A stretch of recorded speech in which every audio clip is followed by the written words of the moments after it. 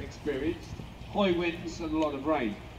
Ursa is built out of English oak, and when oak gets very wet, it gets very slippy. So we can't load her in the normal way, involving a crew. But we have negotiated hard with the Grounds and Gardens Department, and they've let us use one of their tractors to do it the traditional way, which is towing it down. So we're going to shoot it anyway!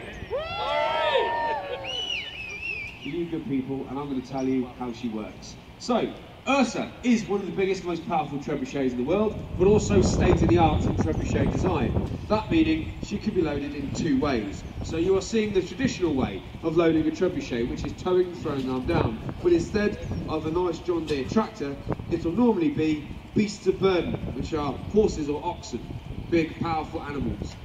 But there is a problem with using animals, because a siege could last weeks or months, and we could run out of food, supplies. If you do that, you can't feed your hungry soldiers and they'll just desert you.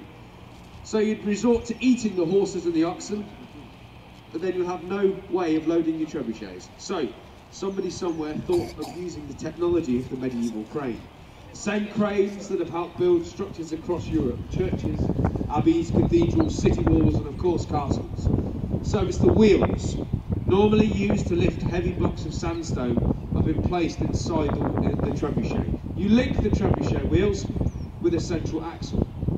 The rope that has gone out to the tractor would come down to an A-frame at the back of the machine through a pulley, then connects to that central axle.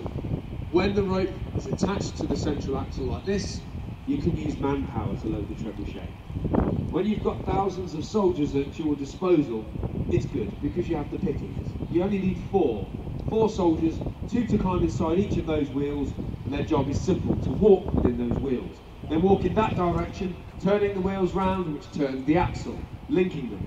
This wraps the rope around the axle, thus pulling down the throwing arm, but also lifts that box you can see hanging in the centre. That box there is the counterweight, which is the source of the energy in the trebuchet. The counterweight box weighs a ton when it is empty. So we have filled it with nearly 5 tons of rocks.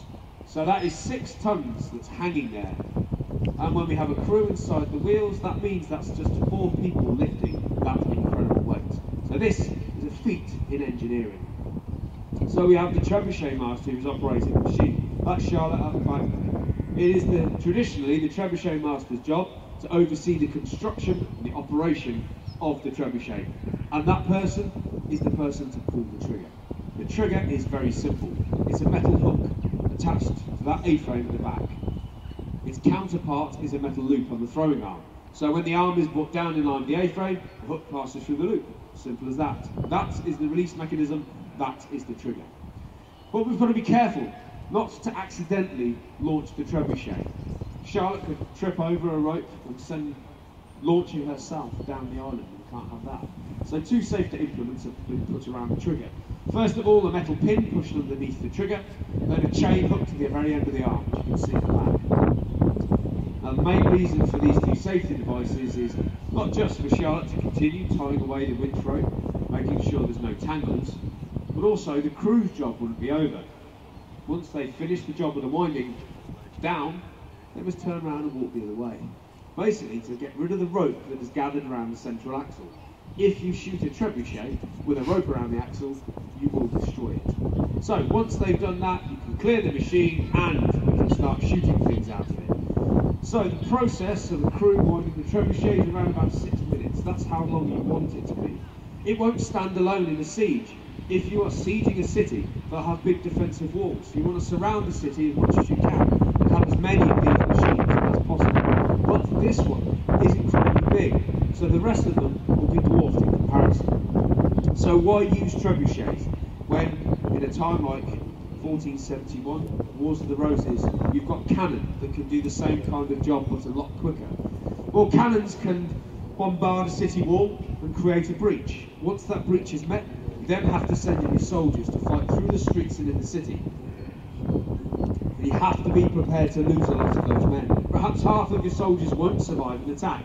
Ursa gives us another option, because not only with trebuchets can you launch projectiles at city walls, you can launch them over the walls. Attack inside, leaving the walls standing. Because, let's face it, who wants a brand new castle to have a big hole in the wall. So, what can you throw from the trebuchet? Throw anything. Rocks, fire, people, dead animals. All of these things used in siege warfare to throw over to force the city to surrender. Dead and rotting animals, drive them out, spread disease. But if none of that works, the one thing medieval man feared the most was fire, as most of the internal structures of a medieval city would be made of wood and thatch. So you can set up city walls by launching fireballs. If you do that, you can create a raging inferno within that city, giving your enemy a very simple choice. You surrender or you burn. And we would like to give you an example of what this looks like. So this afternoon, ladies and gentlemen, we're going to be launching a fireball! Trebuchet Master calls, prepare to load. We have an 18-kilo rock wrapped in sacking that has been soaking in lamp oil all afternoon. At the command of load, it is hauled into the loading trough in the heart of the machine. Attached to the fireball is a chain. Attached to the chain is a rope. These are led down the centre trough and the rope is hooked to the pin at the end of the arm. Rock is loaded. We are almost ready for launch, but we still have the safeties around the trigger. So the Trebuchet Master, when she's ready, will appear at the back of the machine, ready to start the shooting sequence. So first of all, she removes the chain.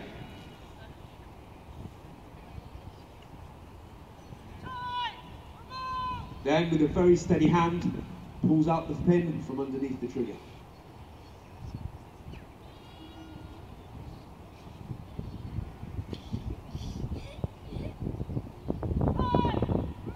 The trebuchet is now live and ready to launch. Trebuchet Master now steps down, unravels the trigger rope and orders the lighting of the projectile. Add fire. The ball is torched and the flames now begin to build in the heart of the machine. Now this is where our Trebuchet Master must hold her nerve. If she pulls the trigger too early, the ball's going to go out. So she holds.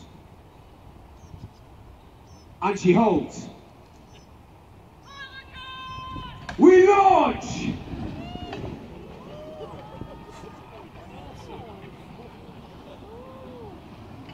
Fantastic, ladies and gentlemen, the Warwick Castle Trebuchet!